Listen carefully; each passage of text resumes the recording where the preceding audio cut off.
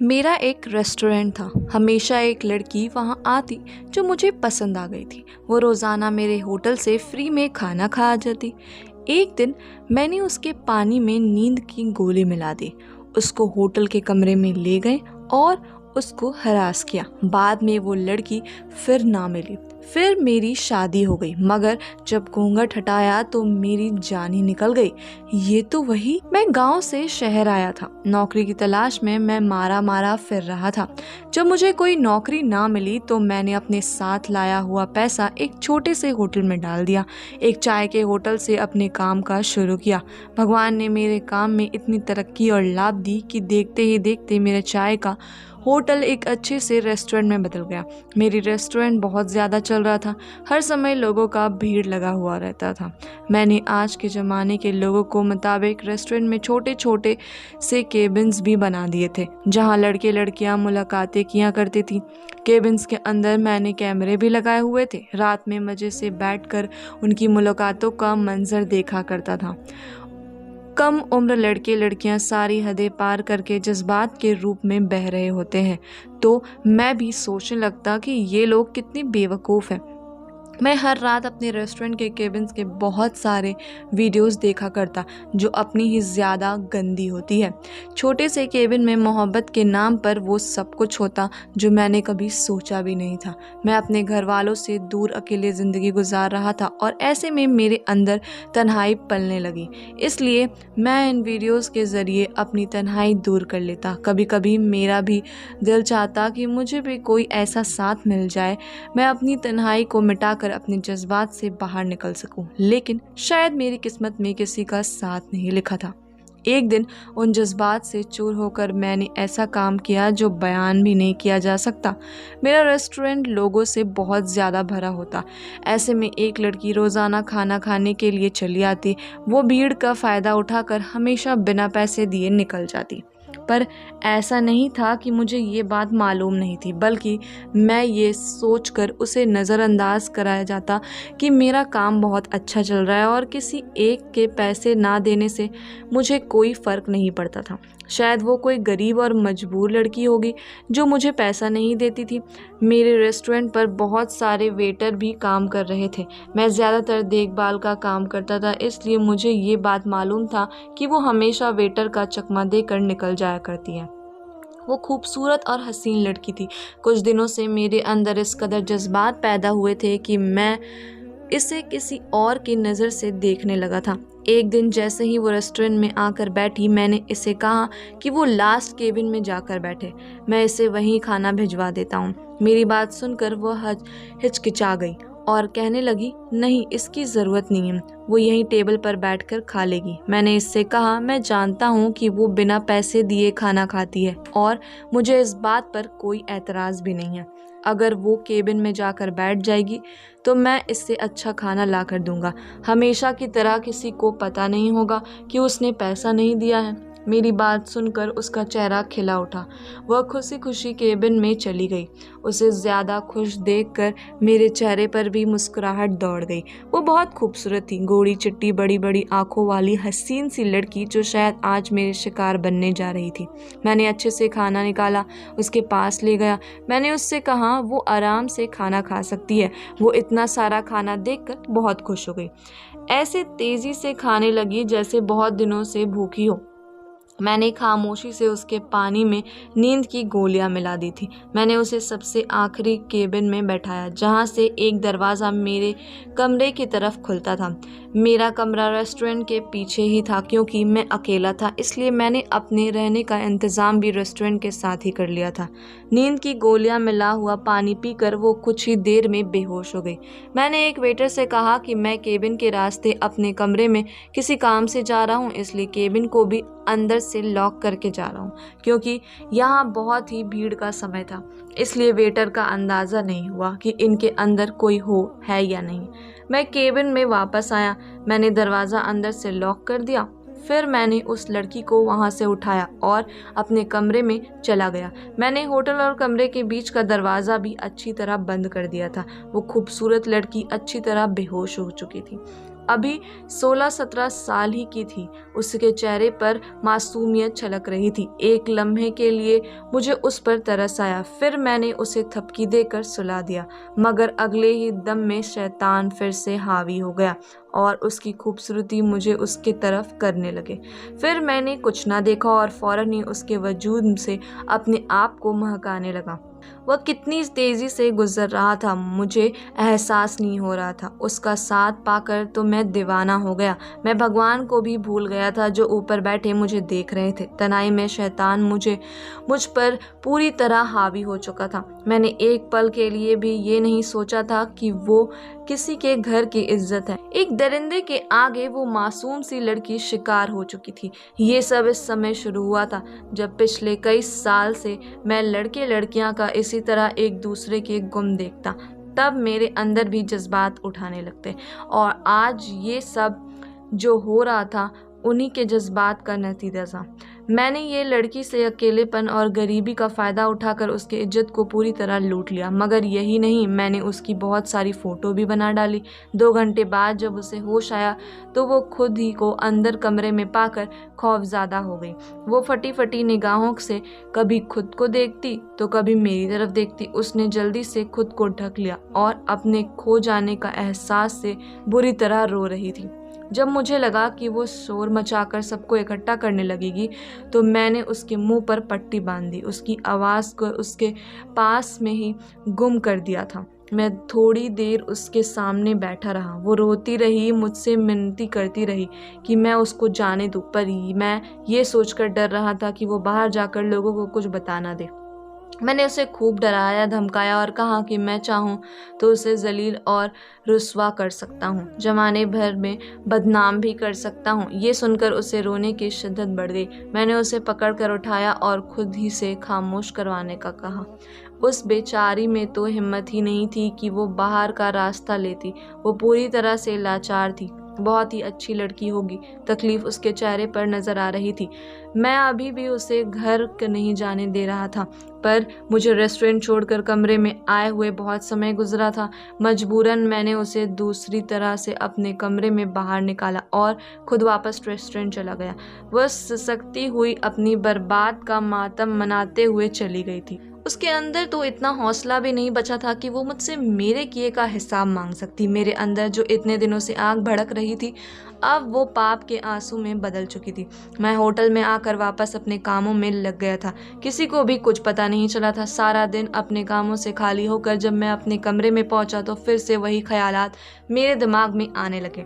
मुझे उस दिलरुबा की शिद्दत से याद आई थी, मगर अब वो मेरे पहुंच से बहुत दूर थी। और फिर भी मैंने सोच लिया कि जब वो दोबारा आएगी तो मैं उसे यही तस्वीरें दिखाकर खुद अपने कमरे तक ले आऊँगा। सारी रात मैं बेचैनी से एक करवटें बदलता रहा। मुझे अगले दिन का इंतज़ार था। यकीन था कि वह दोबारा खाने के लिए ज़रूर आएगी, लेकिन मेरा इंतज़ार भी बेकार रहा क्योंकि वो नहीं आई थी।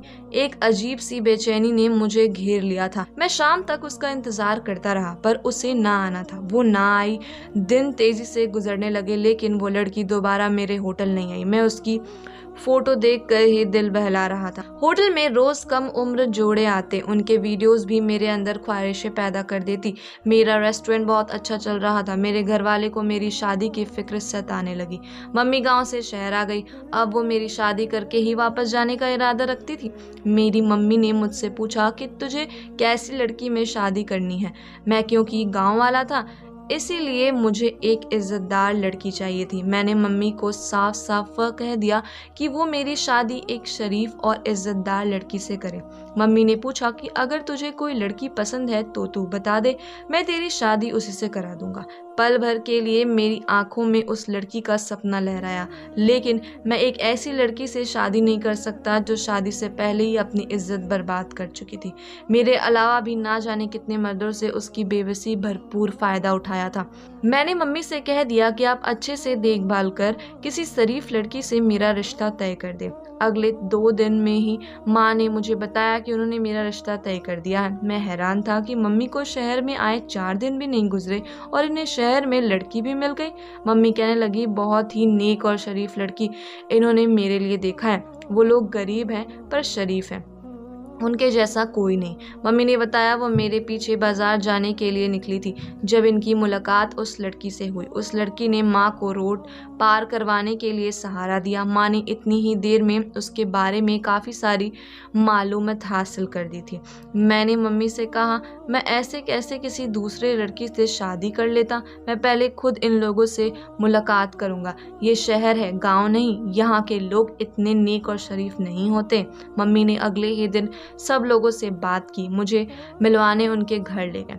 वो लोग वाकई बहुत नेक और शरीफ थे। गरीबी इनके घर से टपक रही थी। लड़की की मम्मी ने कहा कि लड़की अंदर कमरे में मौजूद है, मैं जाकर उससे मिल सकता हूँ। ये सुनकर मैं फौरन ही कमरे में गया। वहाँ एक खूबसूरत और प्यारी सी लड़की बैठी हुई थी जिसे देखकर पहली नज़र में मैं फिदा हो गया। उस लड़की ने मुझसे कोई बात नहीं की, वो सर झुकाए खामोशी से बैठी रही। मैंने भी इससे ज़्यादा बात करना नहीं चाहा क्योंकि वो मुझे पसंद आ गई थी।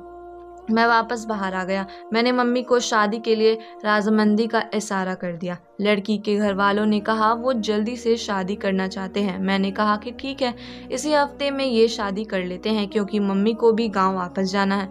शादी के नाम पर मैं बहुत खुश हो गया था। मैंने होटल के पीछे वाले कमरे में ही पूरी तरह सही करवा दिया। सारा सामान भी खुद ही खरीदा। मैंने लड़की के घर वालों से कह दिया कि मुझे इसमें कोई नहीं चाहिए। वो लोग वैसे ही बहुत गरीब थे, मेरे पास पैसे की कोई कमी नहीं थी। उस लड़की से हमारा विवाह हो गया। मेरी माँ उस लड़की को विदा करवा कर घर ले आई। मैंने अपने कमरे को पूरी तरह से फूलों से सजाया हुआ था। मैंने अपनी पत्नी को देने के लिए एक सोने की अंगूठी भी खरीदी थी। बहुत कम उम्र और हसीन थी। मैं ये सोच सोच कर ही पागल हो रहा था, क्या वो मेरी पत्नी है? मैं उसके साथ सारी जिंदगी गुजारूंगा। मैं कमरे में पहुंचा। वो घूंघट के अंदर सर झुकाई बैठी थी। मुझसे तो एक पल भी इंतजार नहीं हो रहा था। मैं फौरन ही उसके पास गया, घूंघट पलट दिया। उसके चेहरे पर मेरी नज़र पड़ते ही मेरे तो होश ही उड़ गए। मुझे लगा कि मैं किसी भयानक सपने में जी रहा हूँ। ये वो लड़की नहीं थी जिसे मैंने शादी के लिए देखा था। ये तो कोई और लड़की थी। ये तो वो लड़की थी जिसे मैं पहले ही हरास कर चुका था। मुझे ऐसा महसूस हो रहा था कि फूलों की खुशबू से मेरा दम घुट रहा है। मैं अविश्वास से उसका चेहरा देख रहा था। वो एक धीमी सी मुस्कुराहट लिए मुझे ऐसे देख रही थी जैसे वो जीत गई हो। मैं उसके पास से उठकर खड़ा हो गया। मैंने गुस्से में उससे पूछा कि तुम यहाँ क्या कर रही हो? मेरी पत्नी कहाँ है? वो कहने लगी, आपकी पत्नी मैं ही हूँ जिसे आप ढूंढ रहे हो। वो मेरी छोटी बहन है। आपको क्या लगा था मेरी ज़िंदगी बर्बाद करके आप बहुत आसानी से अपनी ज़िंदगी को खुशियों से आबाद कर लेंगे? आपको आपके किए का हिसाब नहीं देना पड़ेगा? अगर आपने ऐसा सोचा था तो ये आपकी गलती थी। इंसान को अपने किए का सज़ा हर सूरत भुगतनी होती है। मैं आपके होटल में खाना खाने के लिए आती थी क्योंकि मैं बहुत ही ज़्यादा गरीब थी। जब मैं घर का सौदा लेने के लिए निकलती तो मुझसे भूख बर्दाश्त ना होता। मेरे पास इतने पैसे होते हैं कि मैं वहाँ सौदा खरीद सकूं, इसलिए मैं आपके होटल पर आकर खामोशी से खाना खा लिया करती। मैंने कभी धोखा नहीं दिया। ये बात आपके होटल के वेटर जानते थे और मेरे खाने के पैसे भी वो लोग बाद में भर दिया करते थे। लेकिन आपको शायद ये लगा कि मैं इसका फ़ायदा उठाकर पैसे दिए बगैर फरार हो जाती हूँ। अगर आपको इस बात से कोई दिक्कत हो तो आप मुझसे पैसा भरने को कहते, लेकिन आपने मेरी गरीबी और भूख का ऐसा फ़ायदा उठाया कि अपनी भूख मिटाई। मैं सोच भी नहीं सकती कि एक खाने के बदले मुझे अपनी इज्जत से हाथ धोना होगा, और आप जैसे इंसान जो खुद को इज्जतदार गांव वाला कहते हैं वो एक शहरी लड़की की इज्जत को पामाल कर देगा। उस दिन के बाद मैं कभी आपके रेस्टोरेंट पर नहीं आई। मैं भूखी ज़रूर थी लेकिन बुरे चरित्र की नहीं थी कि इज्जत का सौदा करती। उस दिन के बाद से मैंने आप पर पूरी तरह नज़र रखना शुरू कर दिया क्योंकि मैं आपको माफ़ नहीं कर सकती थी। मुझे आपसे बदला लेना था। मेरे पापा एक मरीज़ हैं। मेरी माँ घरों का काम करके थोड़े से पैसे कमाती हैं। हमारे घर का गुजर बस बहुत मुश्किल से हो रहा था, लेकिन हम इज्जतदार होना कायम रखे हुए थे। पर आपने मेरी जिंदगी का सब कुछ मिटा दिया। आप पर नज़र रखे हुए कुछ ही दिन गुजरे थे जब मैंने देखा कि आपकी मम्मी गांव आई हुई है। मैंने जानबूझकर आपकी मम्मी से नज़दीकी बढ़ाई। मुझे पता चला कि वो आपके लिए लड़की देख रही है। उनको खुद ही ये बात बता दिया कि मेरे घर वाले भी मेरी शादी के लिए फ़िक्रमंद है। हम सादा और शरीफ लोग थे। हर कोई हमारी शराफत की गवाही दे सकता था। आपकी माँ को मैं पहले ही नज़र में पसंद आ गई थी। उन्होंने खुद ही रिश्ते की बात की। मेरे लिए ये सबसे बेहतर तरीका था आपसे बदला लेने का। आपकी माँ ने बताया कि आपको इज्जतदार और शरीफ लड़की चाहिए। मैं एक इज्जतदार और शरीफ लड़की ही थी जिसे आपने दागदार कर दिया, इसलिए ये दागदार लड़की आप ही के नसीब में लिखी जानी चाहिए थी। अब आप जाकर अपनी माँ को खुद बताएंगे कि मैं एक दागदार औरत हूँ जिसे आपने खुद दागदार किया था।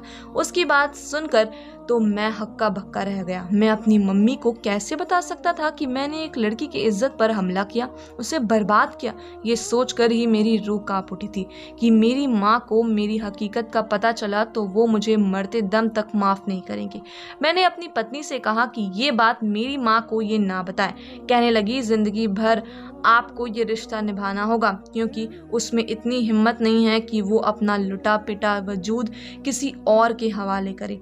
आज मुझे अंदाज़ा हो रहा था कि मैंने अपने ख्वाहिशे की खातिर उसका कितना बड़ा नुकसान कर दिया था। वो मुझे बता रही थी कि वो कितनी गरीब और लाचार थी। आज मुझे इस बात का बखूबी अंदाज़ा हो रहा था, क्योंकि उसे अपने कमरे में देखकर मुझे भी उसकी हैसियत कम मालूम हो रही थी।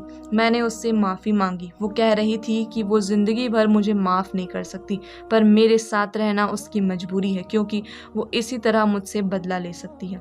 इंसान का पाप लौट कर वापस ज़रूर आता है। मेरे साथ भी ऐसा ही हुआ। मैंने जिससे बेबस और कमज़ोर समझकर अपनी ख्वाहिशें का निशाना बनाया, वो अपनी पूरी ताकत के साथ मेरे ही कमरे में बैठी थी। मुझे अपने पाप का एहसास हो गया था। मैंने सोच लिया, अब मैं अपने होटल के केबिन में से कैमरा ही हटाऊंगा और ऐसे लड़के लड़कियों को बैठने की जगह नहीं दूंगा जो अपने समय के लिए एक दूसरे को बर्बाद कर देते हैं। अगर ऐसे लड़के लड़कियों के लिए जगह ना बनाई जाए तो शायद वो पापों से बच जाए। मुझे यकीन था आने वाले दिनों में मेरी मोहब्बत पाकर मेरी पत्नी मुझे माफ़ कर देगी।